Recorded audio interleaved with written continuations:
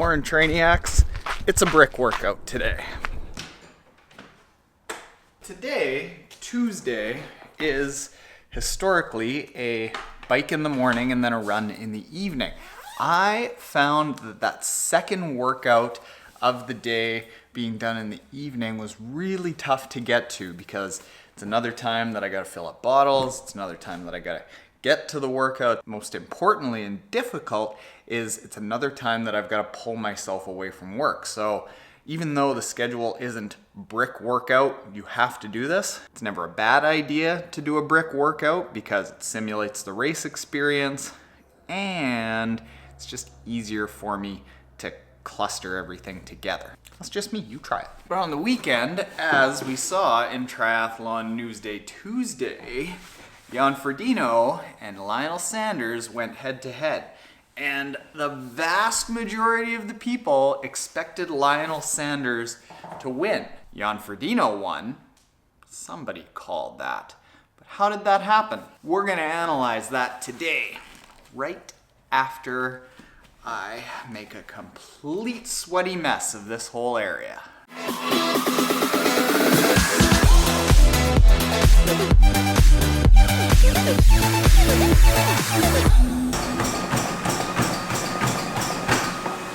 That was good. That was like an hour 16 on the bike and then a 20-minute run. So what I did there on the bike was 20-minute warm up.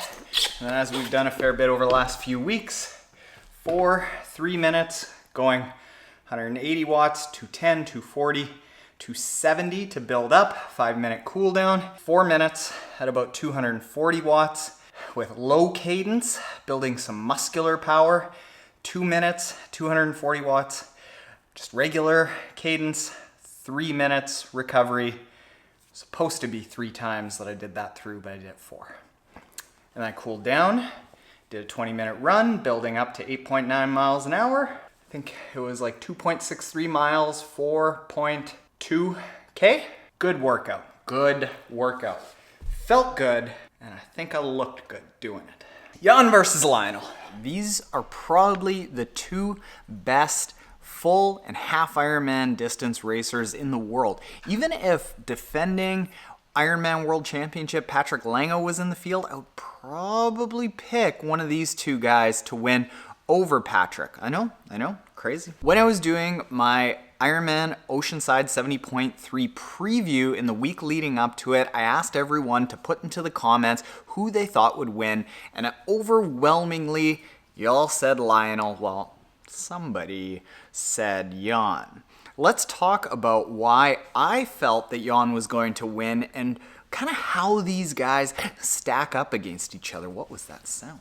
In the swim, Jan went 22:20 while Lionel went 24:35. This is a great swim for Lionel. However, he was still 2.5 minutes back. And in half Ironman distance racing, a minute in the swim ends up meaning typically around 1.5 minutes at the end of the race because you have to spend extra energy catching up on the bike to the leaders coming out of the swim. I started working with Jerry Rodriguez at a Tower 26 again, and I've been following the program 100% to a T, and I'm improving actually quite rapidly, so I'm excited to get back to the pool and keep working. Now, even though Lionel is working with Jerry Rodriguez, he's always going to be battling the fact that Jan started out as a swimmer. He also has the background being an ITU athlete, and while he wasn't the fastest ITU swimmer, he was one of the fastest, typically coming out somewhere in the middle of the lead pack. And in ITU racing, that means you are a fantastic swimmer.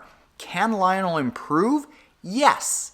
It's, however, going to be very difficult to build that type of top-end swim speed as an adult. So while Lionel says that his goal is to get to maybe the back of the front pack, we can almost always expect that coming out of the water, Jan is going to have a lead and he'll probably be a fair bit fresher. Now, the bike in Oceanside 70.3 is where things got a little bit odd this year. Lionel is one of the absolute best riders out there in full distance racing, and Jan is good, but he's not quite to Lionel's caliber. In Oceanside, Jan went 2:08.27, while Lionel was 20 seconds slower at 2:08.47.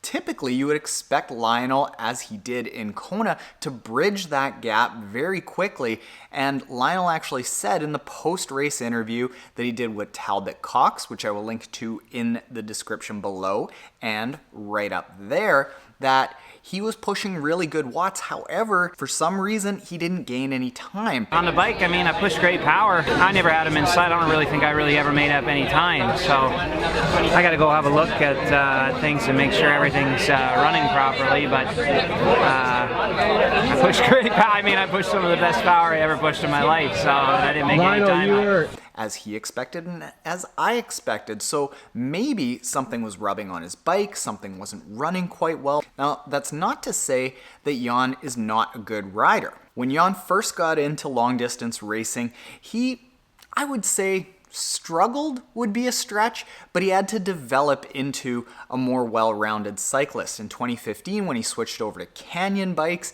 he said right before winning that Ironman World Championship in Kona that he had his position dialed in, and Canyon worked with him a lot to help him become a stronger rider. I've changed bike sponsors and worked with the guys at Canyon to get a bike that really fits me perfectly. Yes. I think it's shown in my bike performance. The equipment is dialed. Looking back at Ironman Hawaii 2017 at the World Championships, Lionel still went 4:14 while Jan went 4:20. There's a significant difference in how good they are on the bike. What we can expect, I would say typically, is that in most races, by the time they get off the bike, Lionel could be just slightly ahead or side to side with Jan, and then it comes down to the run. Jan went 1:10:31 for the half marathon, and Lionel went 1:11:46, a difference of 1.5 minutes.